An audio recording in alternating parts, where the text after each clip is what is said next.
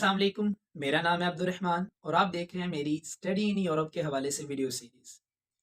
मैंने अपनी पिछली तमाम वीडियोज़ में आपको मुकम्मल गाइड किया कि हम फ़िनलैंड में कैसे अप्लाई करते हैं, एडमिशन क्राइटेरिया क्या है और क्या बेनिफिट्स हैं जो हमें फ़िनलैंड में पढ़कर, रहकर मिल सकते हैं।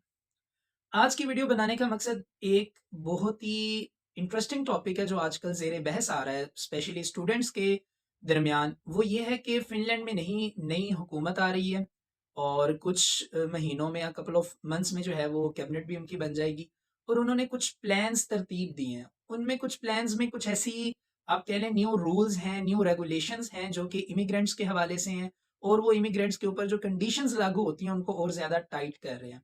तो इसलिए स्टूडेंट्स के दरमियान ये बातें बहुत ज़्यादा ज़ेर बहस आ रही हैं, तो मैंने ये समझा कि मुझे इस पे एक डिटेल्ड वीडियो बनानी चाहिए कि पहले क्या रूल्स थे, अब नए रूल्स आने वाले कौन से हैं और क्या ये रूल्स आ सकते हैं या नहीं आ सकते। तो इस बारे में मैं आपको डिटेल्ड गाइड कर दूंगा इस पूरी वीडियो में।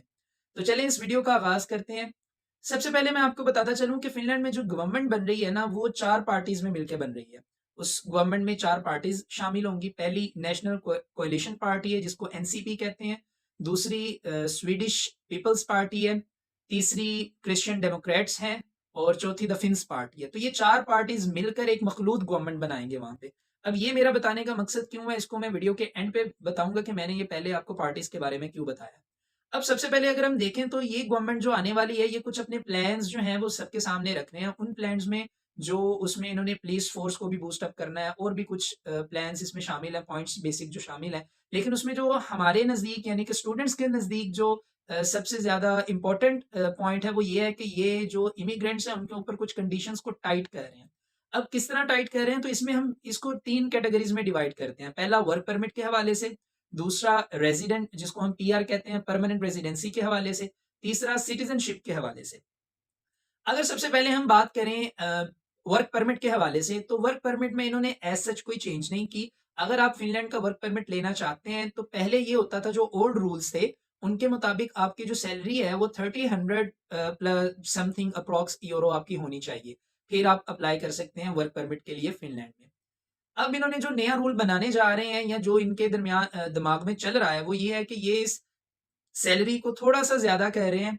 ऑलमोस्ट 1300 से इन्होंने 1600 यूरो कर दिया अगर आप वर्क परमिट लेना चाहते हैं। तो अगर आपकी सैलरी 1600 यूरो है या उसके बराबर है तो आप वर्क परमिट के लिए अप्लाई कर सकते हैं। अगर हम दूसरी कैटेगरी के हवाले से देखें, जो हम स्टडी परमिट के हवाले से देखते हैं, रेज़िडेंट परमिट के हवाले से देखते हैं, उसमें अगर वर्क परमिट वाले रेज़िडेंट परमिट हासिल करना चाहते हैं या वो स्टूडेंट्स जो यहाँ पे डिग्री करते हैं फ़िनलैंड में और वो रेज़िडेंस परमिट हासिल करना चाहते हैं, तो उनके लिए क्या इन्होंने चेंजेज़ की हैं।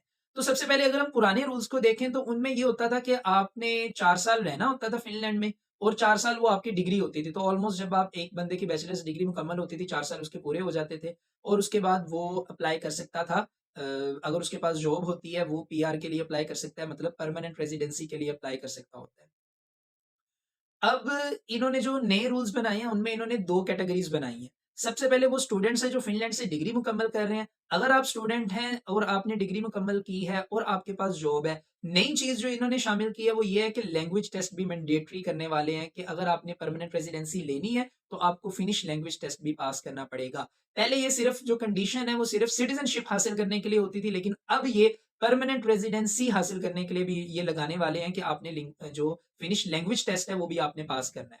अब पहली कैटेगरी तो ये होगी, आपने फिनलैंड में डिग्री की है, आप 4 साल फिनलैंड में रहे हैं और आपके पास जो है आपने फिनिश लैंग्वेज टेस्ट पास कर लिया है, जॉब आपके पास है, तो आप परमानेंट रेजिडेंसी यानी कि पीआर के लिए अप्लाई कर सकते हैं।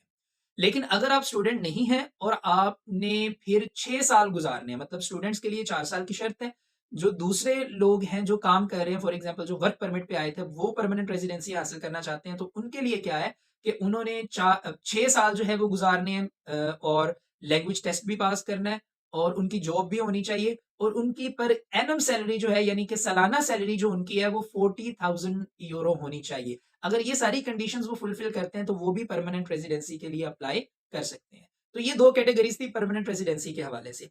अब अगर हम बात करें सिटीज़नशिप के हवाले से, तो सिटीज़नशिप में इन्होंने पहले ये होता था, जो ओल्ड रूल्स थे, उसमें अगर आप 4 साल फ़िनलैंड में रहते थे परमानेंट रेजिडेंसी पे और आपके पास जॉब होती थी और आप जो है वो पर ईयर 40,000 यूरो कमा रहे होते थे और आप लैंग्वेज टेस्ट पास कर लेते थे, तो आपको ये सिटीज़नशिप भी दे देते थे। अब ये जो नए रूल्स में करने लगे हैं उसमें ऑलमोस्ट बाकी सारी चीजें तो वही है, ये जो टेन्योर है ना, जो ड्यूरेशन है फिनलैंड में रहने का वो बढ़ाने लगे हैं और ऑलमोस्ट डबल करने लगे हैं। पहले 4 साल रहना होता था, अब ये 8 साल करने लगे हैं। मतलब कि आपके पास परमानेंट रेजिडेंसी होनी चाहिए, आप 8 साल फिनलैंड में गुजारें, आपका लैंग्वेज टेस्ट पास होना चाहिए, आपके पास जॉब होनी चाहिए और आपकी पर एनम सैलरी 40,000 यूरो होनी चाहिए, फिर आप सिटीजनशिप के लिए एलिजिबल हैं। और ये ऑलमोस्ट आप कह लें कि 8 से 10 साल ही बन जाने हैं। क्यों? क्योंकि जब आप सिटीज़नशिप के लिए अप्लाई करते हैं, तो उसमें आपको 2 मंथ से 2 ईयर का जो ड्यूरेशन है वो ऑलमोस्ट लग ही जाता है सिटीज़नशिप हासिल करते-करते। तो अब इन्होंने टेन्योर जो है वो ऑलमोस्ट डबल ही कर दिया है जो पहले रूल्स थे। मतलब अभी किया नहीं है लेकिन ये प्लान्स हैं, ये करने वाले हैं।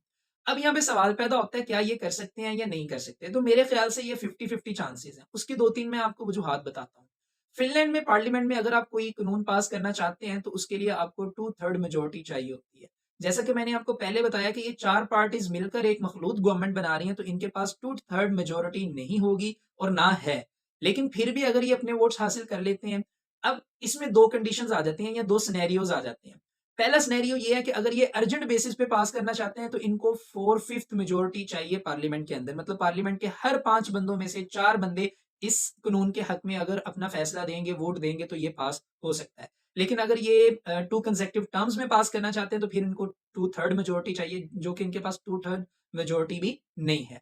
तीसरी इसमें सिनेरियो ये बन जाता है कि कोई भी ये जो रूल पास करते हैं ना, अगर वो यूरोपीय यूनियन के कवानीन के खिलाफ है ना, तो तब भी वो इम्प्लीमेंट नहीं हो सकता, चाहे पार्लियामेंट पास भी कर दे। फॉर एग्जाम्पल 2017 में इन्होंने जो डे लाइट सेविंग है, जो ये 1 घंटा आगे करते हैं और 1 घंटा पीछे करते हैं स्प्रिंग और विंटर में, उसको खत्म करने के लिए जो कानून था, रूल्स और रेगुलेशंस थे, वो पार्लियामेंट से पास हो गए थे, लेकिन आज तक भी 2023 आ गया, वो इम्प्लीमेंट नहीं हो सके because they are against the EU laws.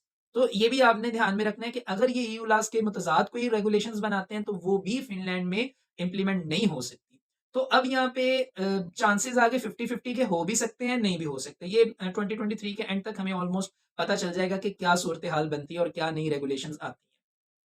अब अगर हम ये देखें कि ये अगर कर देते हैं, अगर ये रूल्स बना देते हैं, तो फिर हमें क्या करना है? हमें 3 चीज़ों पे फ़ोकस करना है। पहला, हमें लैंग्वेज पे अपने फ़ोकस करना है। लैंग्वेज टेस्ट जो है वो हमने लाज़मी पास करना है। दूसरा, किसी भी इल्लीगल एक्टिविटी में हमने हिस्सा नहीं लेना। कोई किसी भी किस्म की। और तीसरा, हमने कोई भी बेनिफिट्स जो हैं इनके वो क्लेम नहीं करने, क्योंकि अगर हम बेनिफिट्स क्लेम करेंगे तो हो सकता है कि ये हमें सिटीजनशिप लेने के हुसूल में कोई ना कोई रुकावट पैदा करें। तो ये 3 चीज़ों पे अगर आप अमल कर लेते हैं तो आपके लिए कोई भी मुश्किल नहीं होगी। जिस तरह कि मैंने बताया, स्टूडेंट्स के लिए असल मुश्किल नहीं है। उन्होंने सिर्फ एक लैंग्वेज का टेस्ट स्टूडेंट्स के लिए मैंडेटरी लिखा है, बाकी जो परमानेंट रेजिडेंसी है वो आपको 4 साल के अंदर ही मिलनी है। और मेरे ख्याल से ये लैंग्वेज पास करने का जो इन्होंने रूल बनाने लगे हैं, ये कोई मेरे ख्याल से गलत नहीं है। अगर मैं अपने पॉइंट ऑफ व्यू से अपनी एक राय दूँ, उसकी वजह ये है कि अगर आप फ़िनलैंड में सर्वाइव करना चाहते हैं, आप लॉन्ग टर्म फ़िनलैंड में रहना चाहते हैं, आप फ़िनलैंड में सेटल होना चाहते हैं, तो लैंग्वेज बैरियर आपके लिए सबसे पहली रुकावट है और आप उसको जितनी जल्दी अबूर कर लें, आपके लिए उतना ही अच्छा है। तो फ़िनिश लैंग्वेज जो पास करना है ना, वो तो स्टूडेंट की फर्स्ट प्रायोरिटी होनी चाहिए कि मैंने पहले ही साल में अपनी लैंग्वेज टेस्ट जो है वो पास करना है, ताकि मुझे प्रोफ़ेशनल जॉब्स मिल सकें, मुझे अच्छी जॉब्स मिल सकें, मैं अच्छे तरीके से सेटल हो सकूँ। तो मेरे ख्याल से ये एज़ सच रेगुलेशंस इतनी बुरी नहीं होंगी, लेकिन अब देखेंगे हम 2023 के आखिर तक कि ये क्या नया मोड़ आता है, रेगुलेशंस पास होती हैं, नहीं होती है, अगर नए रूल्स बनते हैं तो क्या बनते हैं। मुझे उम्मीद है आपको ये वीडियो अच्छी लगी होगी, आपको बहुत सारी इन्फॉर्मेशन भी मिली होगी, आपकी जो कन्फ्यूजन्स होंगी वो भी दूर हुई होंगी।